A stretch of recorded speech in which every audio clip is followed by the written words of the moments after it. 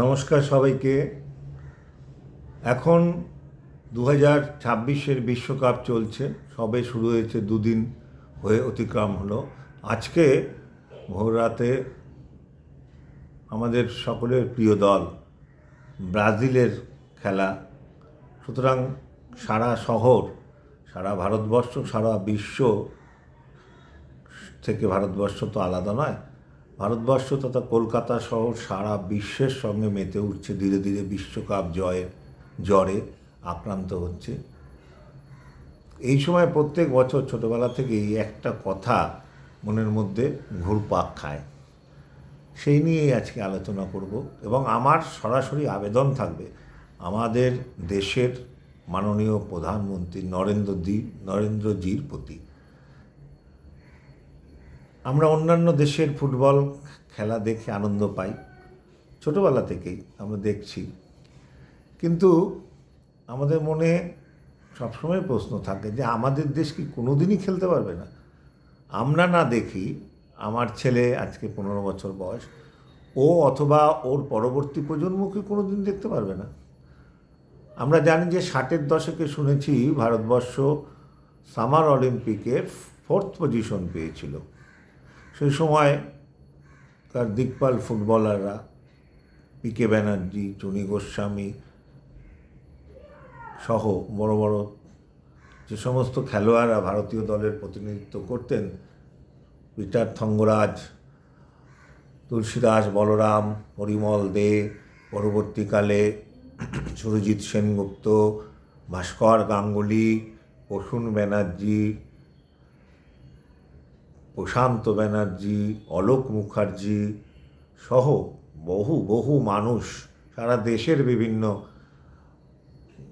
বোমানন্দ রেড্ডি সহ বিভিন্ন প্লেয়াররা ভারতবর্ষকে খেলতেন। লাস্ট আমার মনে আছে সেই 82 সালের এশিয়ান গেমসে ভারত একটা পজিশনে কোয়ার্টার ফাইনাল থেকে সেমিফাইনাল ওঠার সুযোগ পেয়েছিল খুব সম্ভবত, আমি যদি ভুল না করি। কিন্তু ধীরে ধীরে আমাদের দেশের ফুটবলটা বিশেষ করে তলানিতে পৌঁছে যাচ্ছে। এখন তো 133 না 32তম স্থানে রয়েছে, যা আমাদের প্রত্যেক ফুটবল প্রেমীর কাছে অত্যন্ত লজ্জার, দিনকে দিন তলিয়ে যাচ্ছে। তাই মাননীয় প্রধানমন্ত্রীর কাছে আমার অত্যন্ত স্বনির্বন্ধ করজোড়ে অনুরোধ, আপনি সারা বিশ্বে ভারতবর্ষকে যেভাবে, ভারতের মানচিত্রকে একটা জায়গায় নিয়ে যাচ্ছেন ধীরে ধীরে, সেটা আমাদের কাছে সত্যি গর্বের। সারা বিশ্ব আজ ভারতবর্ষকে মূলত আপনার নেতৃত্বেই চিনছে এবং ভারতের এগিয়ে যাওয়ার ক্ষেত্রে আপনার একটা বিরাট ভূমিকা রয়েছে, এতে কোনো অস্বীকার করার জায়গা নেই। বিগত দিনে বিভিন্ন রকম সর্বক্ষেত্রেই তো আমাদের রাজনীতি, খেলাধুলোর রাজনীতি সবসময় আছে, সেগুলো যা ভুল ত্রুটি সবগুলো ভুলে গিয়ে আপনার কাছে একটা অনুরোধ আমার করজোড়ে, যে আপনি চেষ্টা করুন আমাদের দেশের ফুটবলকে আগামী 10 বছরে অন্তত বিশ্বকাপে না খেলতে পারলেও অন্তত অলিম্পিককে যেন একটা খেলার সুযোগ পায়, সেই জায়গায় পরিকাঠামো গড়ে সেই দায়িত্ব মূলত আপনি দায়িত্ব নিন। আপনি দায়িত্ব নিয়ে কীভাবে কী করলে আমাদের দেশের ফুটবলটা উন্নত হবে এবং আগামী দিন আমরা অন্তত বিশ্বকাপে খেলতে পারবো, সেই জায়গাটা আমরা যাতে যেতে পারি, আপনাকেই উদ্যোগ নিতে হবে। কারণ আপনি এই মুহূর্তে দেশের একদম চরম নেতৃত্বে আছেন, সবথেকে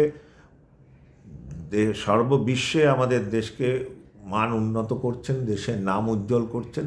আমরা ফুটবলে কেন পিছিয়ে থাকব? আপনি দরকার হলে আপনার দেশের যে বাকি যে সমস্ত দেশগুলো যেটা করে দেখি, সেই সমস্ত বাণিজ্যিক প্রতিষ্ঠানগুলোকে দায়িত্ব দিয়ে একটা সুন্দর পরিকাঠামোর মধ্যে করে, আপনিও করুন না।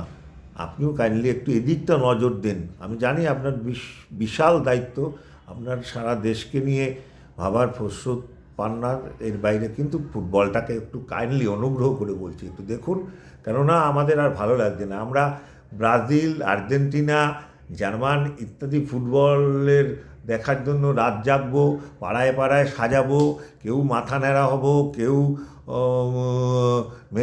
মেসির পোশাক পরবো, কেউ পরে, এগুলো তো পরের দেশের হয়ে খালি আমরা গলা ফাটিয়ে গেলাম। পরের দেশের আনন্দে আমরা আনন্দিত হলাম, দুঃখে দুঃখিত হলাম। আমাদের নিজের দেশটা কবে খেলবে একটু দেখুন, যাতে আমাদের দেশের অন্তত একটা বার হলেও অন্তত বিশ্বকাপে খেলতে পারে। সেটা আপনি দায়িত্বে যখন আছেন, আপনার কাছেই অনুরোধ। আমি সমস্ত ফুটবল অনুরাগী, সারা দেশের অনুরাগী এবং আমার বাংলার অনুরাগীদের, ফুটবল অনুরাগীদের হয়ে আপনার কাছে স্বনির্বন্ধ করজোড়ে প্রার্থনা জানাচ্ছি, আপনি এই বিষয়টা দেখুন। আর ভাল লাগছে না স্যার, এইভাবে অন্যের আনন্দে আনন্দিত দুঃখিত হতে আর ভাল লাগে না। রাত জাগতে অন্যের জন্য গলা ফাটাতে আমি তো ফাটাই।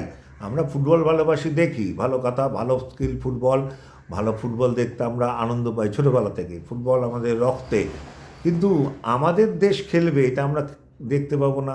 আমার বাবা মা দেখতে পায়নি, আমরা দেখতে পাবো না, আমার প্রজন্ম বা তার প্রজন্ম কি কোনো দিন দেখতে পারবে না?